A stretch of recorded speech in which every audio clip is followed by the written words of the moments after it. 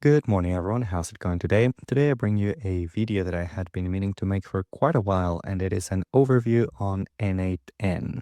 Now, n8n is a very important tool because it has a very tight grip on a very huge section of the market. And even if you prefer to build your own automations with custom webhooks and a web service, for example, with Fast API or Express, if you work in the AI industry, you're bound to encounter n8n projects. So the idea behind this video is precisely to get you comfortable with n8n so that in the future you can tackle an n8n project, especially if you are already a little bit literate on agent and agentic concepts such as RAG. Okay, so the table of contents for today is, first of all, we're going to be taking a look at what is n8n and how to install it in a VPS so that you can connect to it remotely. Second, we're going to be taking a look at a very nice demo that I have right here. It's very simple and very straightforward. We're going to be building a RAG agent with n8n that also has some research capabilities with the Firecrawl MCP. So we're going to be seeing how to connect an agent to MCP right here. Then we're going to be just comparing very quickly how Agentic RAG is different to old school RAG, which is what I have right here. And lastly, we're going to be taking a look at why you would want to use these systems with open models from Hugging Face, which is what we're going to be doing today, and also going to suggest some models that I usually use for this kind of system. So without any further ado, let's actually get right into it. All right, so first of all, let's talk a little bit about what is n8n. And it's very straightforward, really. It is an open source workflow. As you can see right here, they have quite a bunch of stars on GitHub. And you can see that also their growth has been pretty steady and pretty good. However, their highest or more popular point was probably last year, about a year ago, when they really exploded. And right now, they already have a huge share of the market. So I definitely think that it's a great idea to learn how to use this tool. Now, their core value proposition is that they allow you to automate repetitive tasks in a platform without building complete backend applications. So, of course, you could automate a bunch of different things with custom webhooks and custom endpoints. If you build your own Fast API application, your own Express application, you just put things together, connect the APIs. Maybe you can scaffold the whole thing with Cloud Code or with Codex, and that would, of course, work great. However, the proposition right here is that you can do that, but in a much more visual way. So they actually ship this very nice user interface, which is an editor with a bunch of nodes and edges that you can connect together, and they have a bunch of different integrations that you can put together. And of course, all of this is no code or semi no code, low code, something like that, in the sense that, of course, you can select multiple integrations right here, but also it is possible to add custom code, for example. So you can also run custom code right here in JavaScript or Python. And that's, of course, very useful, at least for me. And actually, they have a bunch of different integrations, as I was telling you. So every node is basically one step in the workflow. And if you have used, for example, Zapier or Make, they're pretty similar in a way. However, this one right here involves a much more complete AI agent-centric workflow. So you can create a bunch of agents and you can give them different tools, etc. And it actually works pretty great. And that's basically what we're going to be building today. And by the way, they also offer two ways to run this. Of course, one of them is hosted in their cloud. So you can run this in their cloud and just connect to it. They give you an endpoint. You configure your own automations, and then you have your own endpoints to interact with this. Or you can also self-host it on Docker or run it with NPX. And if you click right here on pricing, of course, you have the pricings for the cloud-hosted version. However, you can self-host it, as I was telling you, and that way you can just run it in your own VPS, configure it yourself, and use it according to their license, of course. But there you go. That's essentially what you can expect from n8n. What we're going to be doing right now is we're going to be exploring a little bit about how to build things with this. Okay, so let's get right into that. All right, so let's take a very quick look at the installation. So what you're going to want to do is you're going to go right here to the documentation, go to the docs, and right here you're going to go to hosting n8n. And right here, you're going to have all the instructions that you need. In my case, I'm going to be installing it with Docker. I think it is the most straightforward way to run this. And it's very straightforward. All you have to do is run this right here. You can also, however, run it with NPM. So you can do npx n8n, and that will just download everything and run it directly. Or you can install it globally with npm install. In my case, I just prefer to use Docker because I also usually want to be able to run this in a VPS. So once this is done, of course, you're going to want to have Docker installed in your computer and running. And once you have that, you're going to have to first create the volume, so n8n data, and then you're going to just do Docker run, and then you're going to run all of these things right here. And as you can see, we're exposing a port from the Docker container to our machine. So this is going to be something that you're going to run in your VPS. And once that is running in your VPS, you're basically going to have access to the whole thing. Let me show you how this works. So I have already run this before, so I'm just going to run this one right here. All right, so what I'm going to do is I'm just going to come right here and paste it like this. And actually, don't need my time zone right here, and generic time zone also. I can just get it out, and there you go. I think this should be enough, so I can run this. And now I have my Docker container that started off in this location right here. So I can just open it like this. Let me just show you. And there we go. This is my n8n workspace. And if this is the first time that you open this, you're going to be prompted to initialize your account, maybe create a new account and create a password. Of course, if you're running this in a VPS, you're going to want to have a safe password because otherwise anyone would be able to connect to your VPS unless you have some sort of filtering or by IP or something like that. And once that is done, you're basically all set to go. So now you can just start your new workflows by clicking right here, new workflow. You can also add new credentials. And let me just give you a very quick tour of what's going on right here.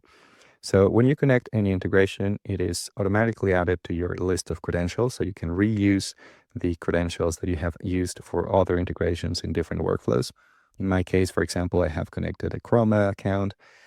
This is not actually OpenAI account. This is a Hugging Face account because I am just routing to Hugging Face right here, but I'm using the OpenAI node. Hugging Face account, but specifically for embeddings for the transformers. And yeah, and here you have all the executions that have run of all of your processes. As you can see, observability is also being taken care of.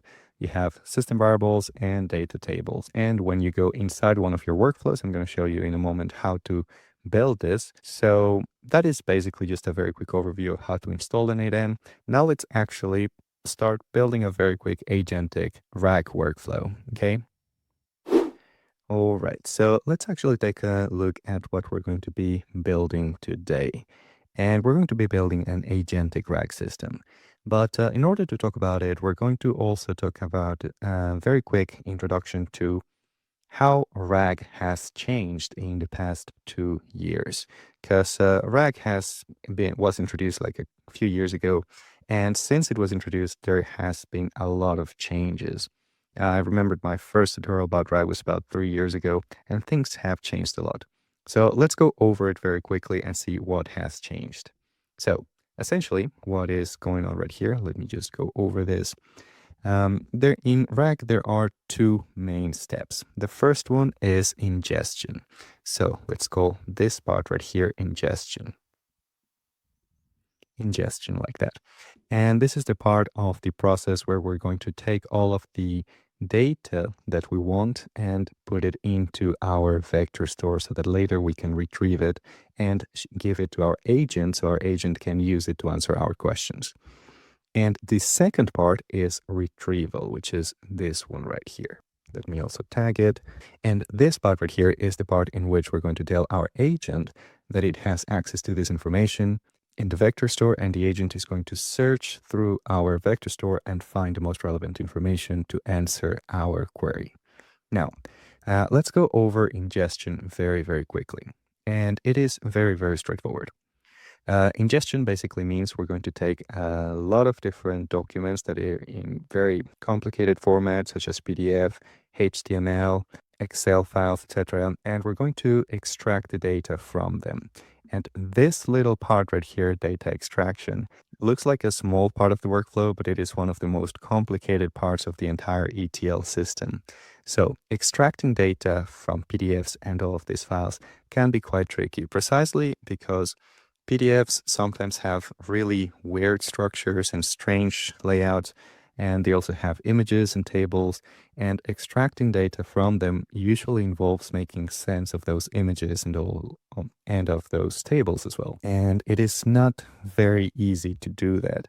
However, nowadays we have companies and products specialized in this particular part of the workflow, and they have done some incredible advancements. This is not a video about data extraction, but just know that there's a lot going on right here in order to turn your raw documents into nice markdown files, for example. And then once you have that, you're going to chunk it into different chunks, because of course, when you're going to retrieve the data to answer your queries, you want to find relevant information, and you want to find the chunks or the pieces of data or information that are relevant to your query, not extract all of the data at the same time. So chunking also has had some huge advancements in the past few years. I remember that a few years ago, we would just split our raw data by characters. So for example, by number of characters.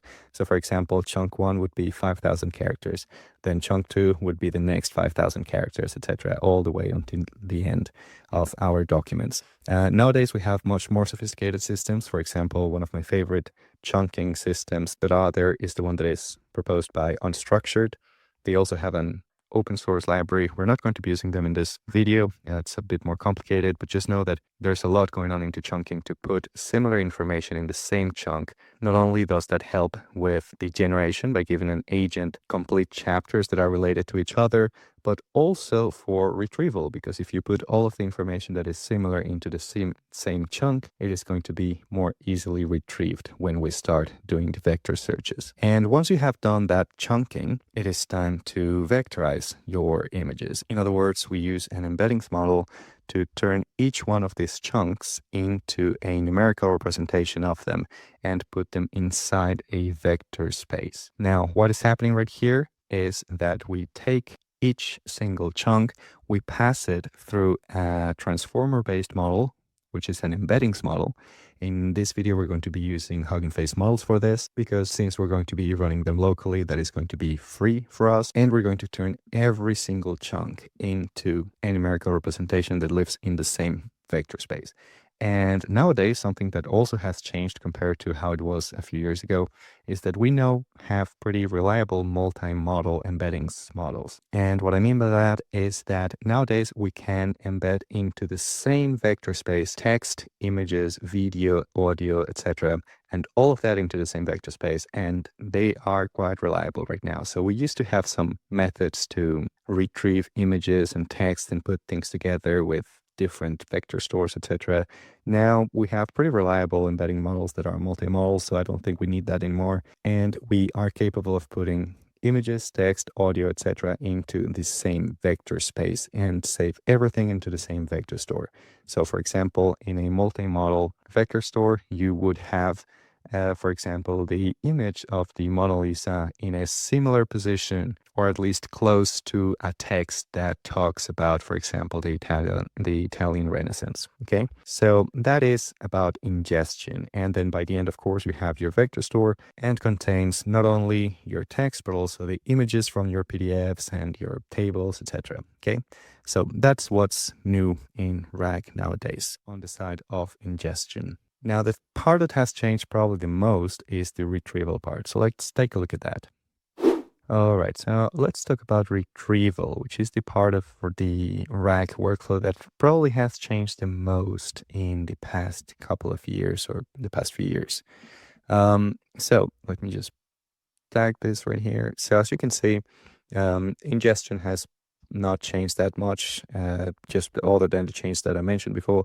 But the architecture itself, or the workflow itself of a RAG agent, or the RAG retrieval part, has changed quite a bit. So for example, before we used to do something like this, something that we could call something like manual RAG, like that, manual RAG.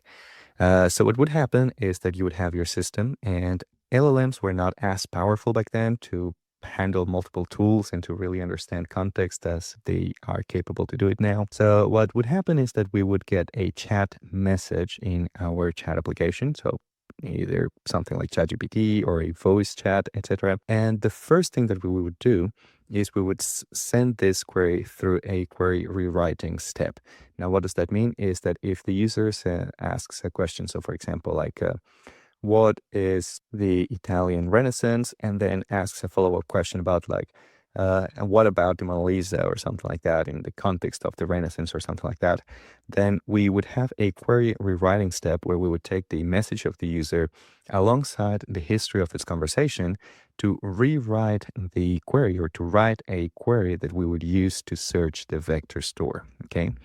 And then we would use the same embeddings model as before to embed that query that was just rewritten and use that to perform some vector search in the vector store.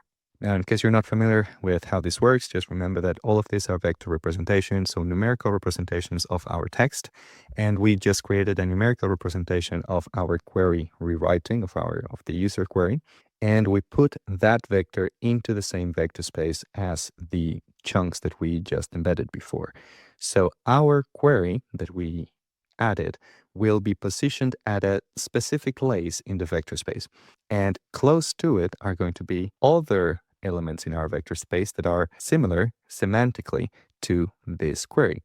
So for example, if somebody was asking about the Italian Renaissance, close to it in the vector space is going to find images about the Mona Lisa, text about the Mona Lisa, text about Michelangelo, etc. And what is going to happen then is that that vector store is going to return to us a ranked set of results. So other vectors that are close to our vector that we sent right here. And sometimes we would do something called results re-ranking. So we would use another machine learning model to take the question from the user and then take every single one of the ranked results from the vector store and re-rank them according to how well they respond to the user chat message. And then from those re-ranked results and the chat message, we would create a new prompt for our large language model saying something like answer the following question and then send the user query. And then here's some context about it. And then append to our prompt the results that we got from our database. And then send that to our language model. And then finally, we would get a response that includes knowledge about our vector store. So that is how we used to do it, okay? And that was pretty fun. Nowadays, gladly, it is actually way easier because nowadays we use something called Agentic RAG, which is much more reliable. And the reason for it is mostly that large language models have got much smarter than before. So what we do right now is we create an AI agent and we give it a tool called vector search or knowledge-based search or RAG search or whatever you want, and just specify to the agent that that tool is going to be used to search the vector store. So that way, the agent can decide when to call the vector store without us having to hard code a conditional route right here, whether the user is talking about something related to our vector store or not. Now the agent is capable of deciding that himself and calling the knowledge-based search tool whenever it wants. And that tool takes a query from the AI agent, searches the vector store, returns the ranked results, and then the agent decides which results are useful to answering the chat message. This, as you can see, is much simpler, and there are a bit of similarities with how we used to do it. So for example, the query rewriting part is all super important part in the workflow. And now it is implicit in the AI agent because the AI agent is not going to send just the chat message to the tool as a query. It is going to send different queries to the knowledge base, and it might even be able to make multiple searches to the knowledge base in order to find whatever it's looking for before answering the question. And then, of course, the knowledge base tool will return the results from the vector store, and the agent is going to have all that context, and that's going to make it available and capable of answering your questions. And in the example that I'm going to show you right now, I'm also going to be adding Firecrawl just to give you a little bit more of an idea of what you can do with n8n.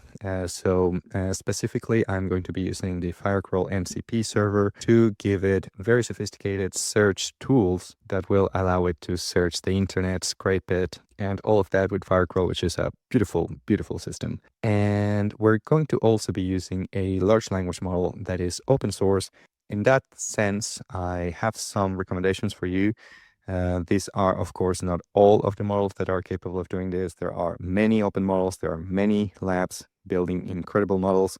Here is just a very simple and very straightforward list of some that are most likely to be capable of being running an AI agent. So for example, Kimi K2.6 is one of new models that came out just a few weeks ago. Same thing with Minimax M2.7, GLM 5.1, and DeepSeek V4. All of these came out within the past 3 weeks, and all of them are amazing. And all of them are more affordable, actually, than the state-of-the-art closed source models. So that's why I'm going to be using them. I'm going to show you in a moment how to set that up. Also, something that you could do is to run local models. So if you really do not want to use a cloud-based model, you can also use Gemma. You can use Qwen 3.627b, which is an amazing model, probably my favorite of all this list. You can use Mistral Small, Llama, and many, many more, okay?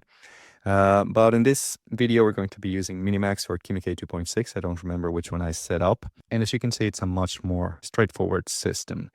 And in n8n, you have multiple ways to trigger your AI agent. In this case, we're just going to be using the chat window with it. But you also can make it available via a webhook, the chat message interface as I showed you, also maybe whenever you receive an email on your inbox or something like that. So now that we understand what we're going to be building and how RAG has changed in the past few years, we're ready to actually show you the very straightforward demo of a RAG system. All right, so now let's take a look at how to create this workflow in n8n. And the one that we're going to be building is right here. As you can see, it's precisely the same thing as I just showed you in the Excalibur diagram, but we're going to be building it right here. I'm going to show you how to add nodes, how to put them together, and how the whole thing works, so that you know a little bit about how everything is put together and that you can approach a new project if it involves a system like n8n. So before doing that, actually, one thing that I wanted to show you is that there is also the possibility of looking into templates that are available by the community right here. So if you go to templates like that, you can just search a template that you want. So for example, a RAG template, and here you have a bunch of different RAG templates. Let's suppose that I want this AI-powered WhatsApp chatbot for text, voice, images, and PDF with RAG. Just click on it. I can just click right here to explore the workflow. As you can see, there are a bunch of different things happening, and I can just use it for free right here. Just copy template to my clipboard and then just close this, and I can open my workflows. I can start a new workflow. And what happened is that it copied a JSON file, or the JSON of that workflow. So I can just do Control V right here, and it pastes the entire thing right here, okay? So there you go. That is, in my opinion, a very useful thing. The templates that are pre-built by the community, so pretty nice thing to have. And of course, if you want to share your workflow, all you can do is just select it right here and do Control C, and then you will be able to paste it somewhere else like that, okay?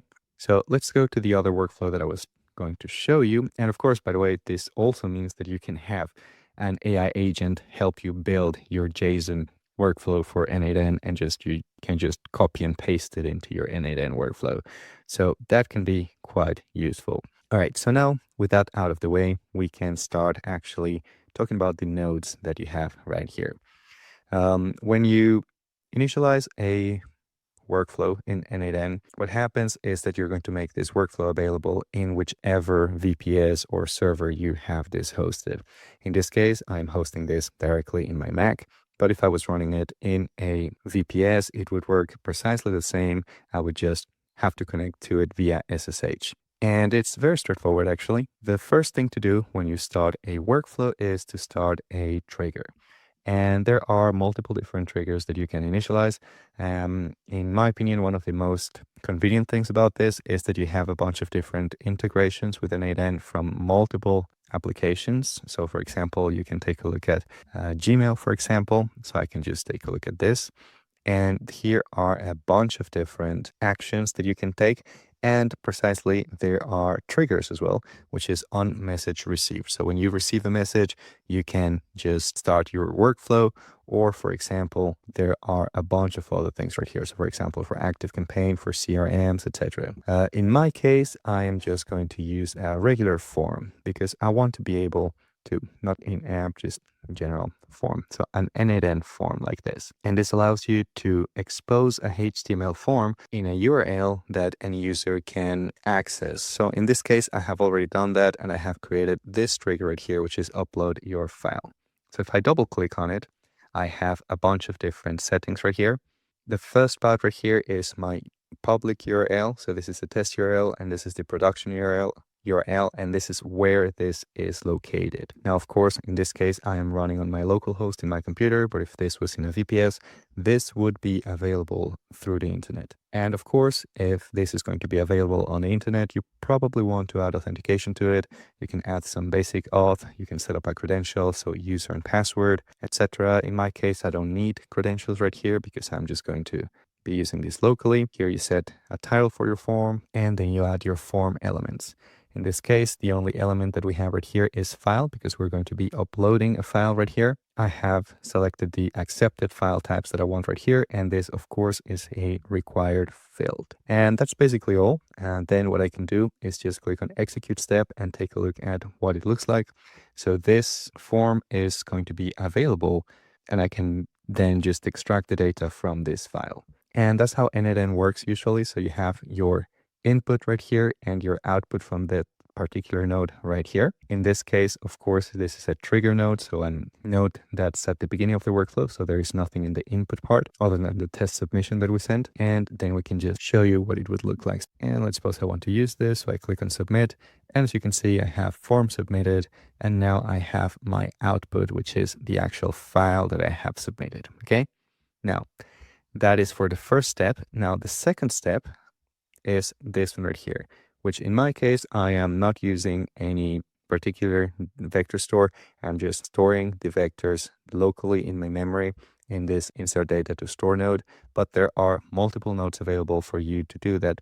If you go right here, you go to AI, and right here, all the way to the bottom, you go to other AI nodes and vector stores.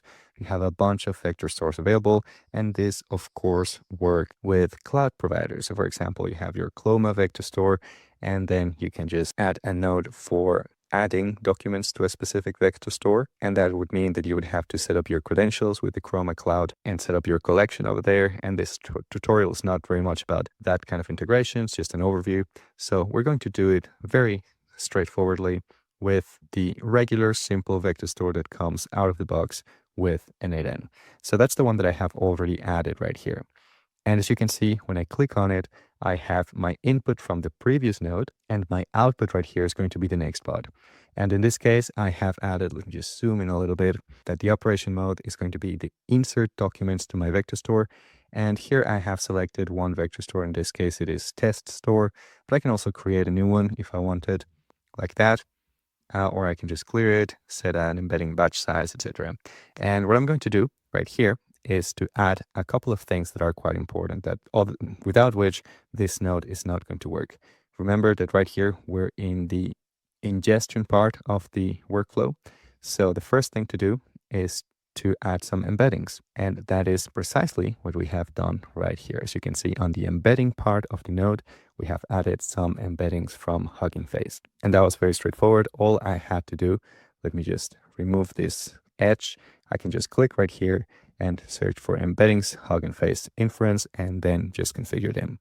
Now, in my case, I have, of course, already configured them right here. So I'm just going to paste them right here.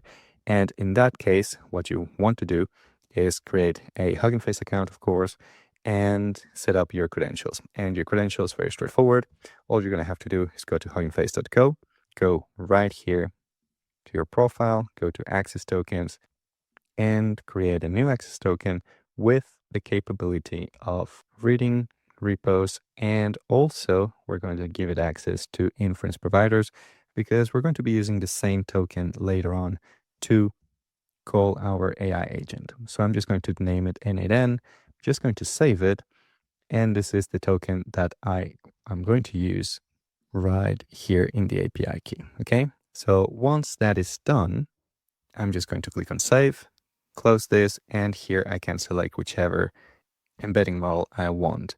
Now, in my case, I have gone right here and gone to models right here, and I've gone to filter by tasks, and inside tasks, I go right here to natural language processing, and inside feature extraction, usually you will find most of the most popular embedding models.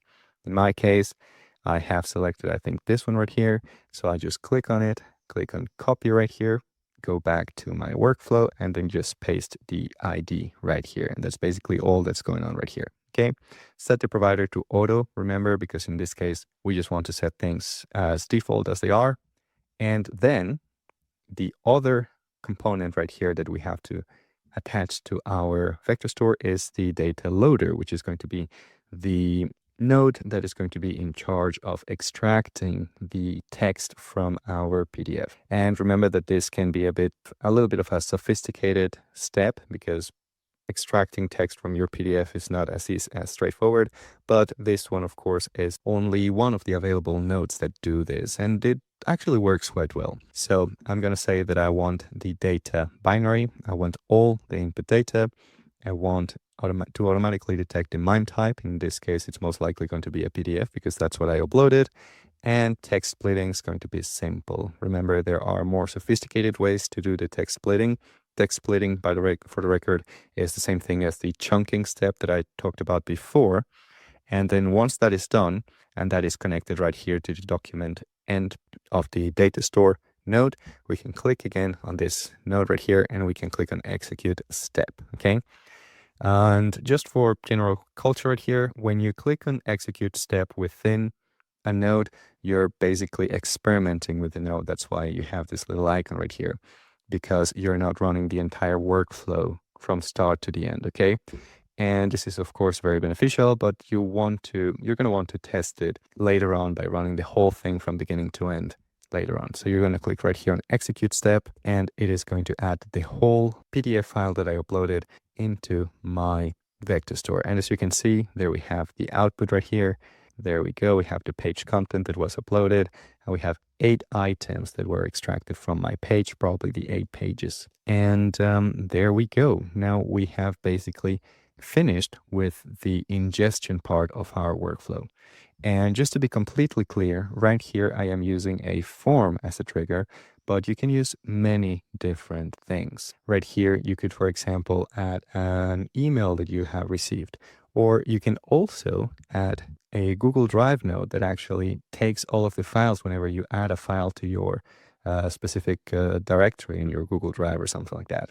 So this is quite sophisticated, and remember that you can ask Cloud Code or Codex to write the JSON for your workflow and just paste it right here like that. So there you go. That was the ingestion flow. Now let's take a look at the retrieval flow with the Agentic RAG.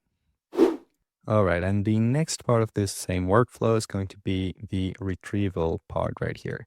And it's also very straightforward. In this case, my trigger for this second workflow, which is in the same workspace, but it's a secondary workflow because it has a different trigger, it's going to be triggered whenever a chat message is received. And I have seen many different ways to trigger an AI agent. In this case, it is a chat message that is received, but it is also possible to add a webhook. That's also one very, very useful trigger. So this will expose an endpoint. Ideally, you want it to be a post endpoint, of course, because you're going to be exchanging messages with your AI agent. And then from there, you're going to extract the query or the message from your agent, and then process it and send it to your AI agent node, which will have a bunch of different tools. And then by the end, you will return the response to the user who triggered the webhook. But in this case, I'm not going to show you the webhook. I'm going to show you something much more straightforward, which is just the chat trigger right here. And that means that this will be triggered whenever you send a message to your agent. And you can, of course, make your agent publicly available. I can just copy this URL, and you will be able to see it once it is live, and you will be able to access it through the internet if this is hosted in a VPS. That is, of course, incredibly useful. But I'm going to show you that in just a moment. And of course, if this is going to be publicly available, you probably want to add some authentication to it. You can authenticate either with an n8n user authentication or with basic authentication, like we said before, which is basically user and password. I'm not going to add authentication right here, so no authentication, just for demo purposes. And we're just going to save this. We're going to test this trigger. And of course, there's this chat window right here. So let's suppose that we send a very quick message right here. We say, hello, how are you? And I'm not going to send it right now because I think that's going to actually trigger my AI agent. So let's actually take a look at the AI agent first. So we're going to take a look at the agent, and in order to initialize an agent node, you can, of course, go right here to AI and just click on AI agent. An AI agent is this kind of node that requires a chat model. It could have a tool or a set of tools, and you can also add persistent memory to it if that's what you want. In this case, I'm not going to add persistent memory, just a few tools and the chat model. And I'm going to show you how to run it with open source models, which are way more affordable than the models that you may have at Anthropic or OpenAI, for example. So you open this up, and as you can see right here, the input is whatever the user sends as message. Right here, you have the system message. I have actually added a system message already. As you can see right here, it says you're a helpful assistant specialized in research. You have access to the following tools to complete the user's request: a vector search tool and the Firecrawl MCP, which uses tools to access the internet. And I have just added some additional heuristics telling it to not try to scrape entire pages of Wikipedia, or it will run out of context. And very importantly, right here, you have the connections to a chat model, the tools, and your memory. And these connections right here are just a nice way to display the other edges that you're going to have right here at the bottom. So for the chat model, in my case, I have added an OpenAI node because I want to have a little bit more control. The OpenAI node is very flexible in the sense that you can actually change the base URL. So you can use it with any model provider that exposes an OpenAI-like API, which are basically every single model provider from Ollama to every inference provider that we have either at Hugging Face, inference providers, or things like OpenRouter or something like that. So there are some chat models that are available by default. If you go right here, you can see that you have models from Anthropic, models from Gemini, from Minimax, from Kimi, Ollama, OpenAI, etc. So I just selected OpenAI because of that flexibility that I told you about, and I have added my credential. And that is where the flexibility comes into play, because you can just create your credential at your API key. And in my case, the API key is the same one that I showed you before from Hugging Face, because if you remember correctly, I said that it will have access to inference providers right here. So if you go right here, you can see that in permissions, I said that it will be able to call inference providers. And that means that it will be able to call my open source models directly from Hugging Face with no additional cost. It will be just the same cost as calling Novida, Cerebras, or all of those open source model inference providers. So let's go back right here. And as you can see, something else that you're going to want to change if you're going to be using Hugging Face is the router. router.huggingface.co/v1 that will make sure that every request that comes to this node will not be sent to the OpenAI API, but it will instead be sent to the Hugging Face router, which will itself route it to whichever inference provider I have available or whichever I have selected. And this specific node also allows you to add custom headers. So in my case, I am adding the build to, so I can build this to my organization. But just as you can see, this makes things much more flexible. So that is for the OpenAI node right here. However, know that there is also the possibility of adding just the Hugging Face inference providers node, which is right here. You can just do Hugging Face inference model, and here you have all the models available. All you have to do is copy and paste the model that you want from here. And in my case, as you can see right here, I have already selected Minimax. A cool thing about this, the OpenAI model, is that it gives you a list so that you can just search for them. If you're going to use the Hugging Face inference model, it does not give you a list. You have to actually paste the model ID, which is very straightforward. Just go to Hugging Face, you go to models right here, and you're going to want to filter by inference available. And then you will have all the big models that are available for you to test this out. In this case, we have, for example, DeepSeek, we have Kimi K2.6, we have Qwen, we have a bunch of different models, we have GLM 5.1. All of these are actually more than enough for you to build your AI agent. So you should be fine with any of this. In this case, I think that I have selected Minimax. If it is somewhere right here, let's say Minimax n2.7. So I selected it and I clicked right here to copy the ID. And I could just paste the ID right here, or in this case, since I am using the OpenAI chat model, I have just pasted it right here. And if you want to take a look at the prices of this, it is also very straightforward. All you have to do is right here, click on compare providers. And here you see the pricings per million tokens on input and per million tokens on output. And as you can see, this is incredibly more affordable than things like OpenAI or like Anthropic. So we are talking about like $3 per million tokens on output, or with, for example, Kimi K2.6, 3.4, or with Minimax, around $1 per million tokens on output. To give you an idea, GPT 5.5 is $30 per million tokens on output. Okay, so just keep that in mind. And that's what, once you have selected your model, you can go back right here, the model selected, just close this. And now that the model is enabled, you're going to want to add a tool to it. And in this case, we're going to be using the query data tool, as you can see right here.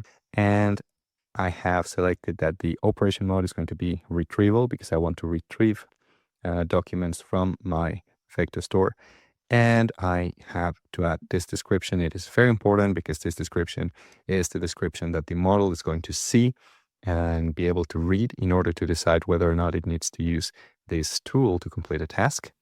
And here I have selected my test store, which is the ID of the vector store that I am using right here. And here's the limit of results that I want. In this case, I have added 4. And of course, I want to include metadata because I want my model to be able to see which page it was on, so it can reference it and write down its sources. And there you go. That's basically all there is to this particular tool right here. And of course, before I forget, this tool, remember that I told you from this drawing right here that when you are searching for data in your vector store, you need to embed the query with the same embedding model that you used in the ingestion process. So when the same embedding model that you use to embed your data and put it into your vector store, it has to be exactly the same model that you will use in this tool right here. So of course you could just create another node, but well, n8n makes it very easy to just use exactly the same node as you see right here. There you go. So as you can see, we're using exactly the same node for data insertion and for the query data tool right here. And last but not least, I have added another tool, which is very straightforward. I just clicked right here and added an MCP client tool, which allows me to connect to tools from an MCP server. And all that I have to do is right here, just add my endpoint, add the authentication. It has to be streamable HTTP. And if you have authentication, you just have to select the authentication right here. In my case, since I'm using Firecrawl, the authentication is literally just my API key within the endpoint itself. So that's no issue on that side. Much easier than handling authentication this way. And there you go. That's basically all there is about this entire setup. Now I can actually start running at a time, just to show you very quickly my actual setup with the MCP. In Firecrawl, I am using the Firecrawl MCP, and here is my API key, which I'm going to blur out in post-production. And as I mentioned, we have HTTP streamable, and everything is working correctly. And basically, that's all we need. Now we can just actually start running the whole thing right here. So I can just ask, hello, how are you? and the node was executed successfully. I'm actually going to execute the entire workflow right here. And let's ask it right here. Let's reinitialize this chat and be like, hello, how are you? And as you can see, the AI agent is thinking, it's sending that to my model, which if I remember correctly, it was Minimax. And here I have my logs of the entire thing. So hello, I'm doing well. Thank you for asking, jar, jar, jar. Now let's ask it about some information about the document that I sent to it before. So let's ask it something like, what do the statistics reveal in the document in the knowledge base? So let's take a look at that. Here we have my AI agent, which is thinking. And as you can see, it is querying my query data tool. And my query data tool is calling some embeddings to actually take a look at the database and the vector store, and then sending my results back to my AI agent. And I can just open right here my logs a little bit more. And as you can see, what it did is it used the query data tool, then used the embeddings, and then this right here. And as you can see here, I have my insights into my document that I have right here, which is actually a synthetic document that I generated with Claude. And it's this one right here. So as you can see, it's just a very synthetic report of an e-commerce website.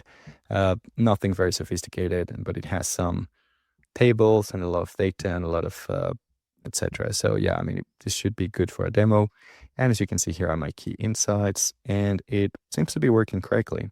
Now let's take a look at what the Firecrawl MCP server can do for us. So I'm going to restart a conversation right here, and I'm going to ask it, what are the latest news related to the Canal crisis? So let's take a look at that. And ideally, it's going to figure out that it has to use the Firecrawl MCP server to search the internet. And there we go. As you can see, it's searching the internet. First of all, it searched Google. Sorry, it's not Google, it's Firecrawl. And it sent a bunch of different requests to Firecrawl. And now we're going to have a response. It executed 4 tools from my MCP, and it went into my language model through 3 thinking loops. And as you can see right here, we have the result. It can see that the key recent developments in May 2026, Project Freedom, US naval blockade, etc. So you can see that it has access to the internet thanks to Firecrawl. It also has access to my local data store. And of course, if you want to make this a little bit more sophisticated, you could add your own vector stores. You could connect it to ChromaDB, cloud database, or to Quadrant, etc., and make this much more sophisticated. And once this is done, you can just hit on publish. You can name your version whatever you want, or it just gives you a generated name. You can publish it. And now you should be able to see the whole thing. As you can see, here I have my chat URL. So I can just go directly there. And as you can see, I have my chat window with which I can ask it about whatever I want, and it can use the tools that I created to answer my questions. And this, of course, is available through the internet if you're running this in a VPS, which in my opinion is pretty cool.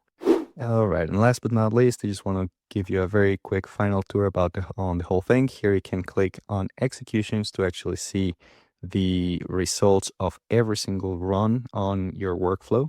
So here are all the runs that I did. So here's, for example, the question of how are you? Here's the question related to my PDF file. Here's the question related to the Hormuz crisis. And you can inspect them and make sure that things are working correctly. And if there is ever an error, you can also see it right here and, of course, fix that. So great tool, in my opinion, especially, and I cannot stress this enough, something that I have found really cool is the fact that this takes JSON. So you can just ask Codex or Claude to generate the workflow in JSON, and you can just copy it and paste it right here, and it'll just work. So in my opinion, that's a great thing to do. However, of course, you're going to want to be very specific and very clear about which nodes you want your agent to use when it's generating the JSON file.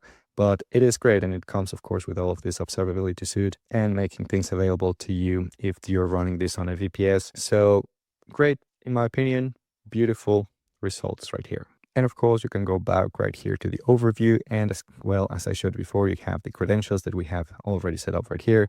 And you have the list of executions and which workflow it came from. If you have multiple workflows, you can see all of them right here. And you have, of course, your statistics with your failure rate, production executions, etc. Okay.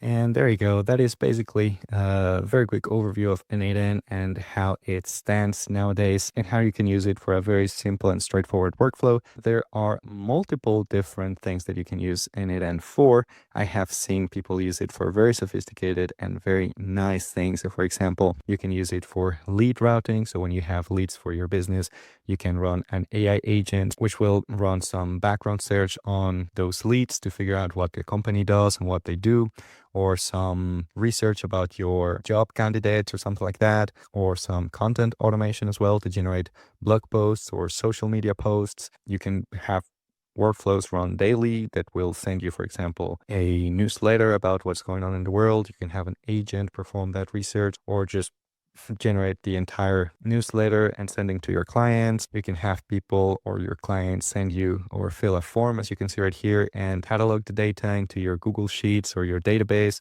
or your Airtable system. You can set up DevOps alerts. There are many, many different things that you can do, and really your creativity is the limit. So I really hope that you have enjoyed n8n and this tutorial. If you would like to see more tutorials about n8n, please let me know. I can probably do a few more if you're interested. But in any case, I feel like it is indeed a very important skill to have in the AI world, because there are so many people that are using it and so many businesses that rely on n8n for their automations. So thank you very much for watching. Remember to leave a like and subscribe, and I will see you on the next one.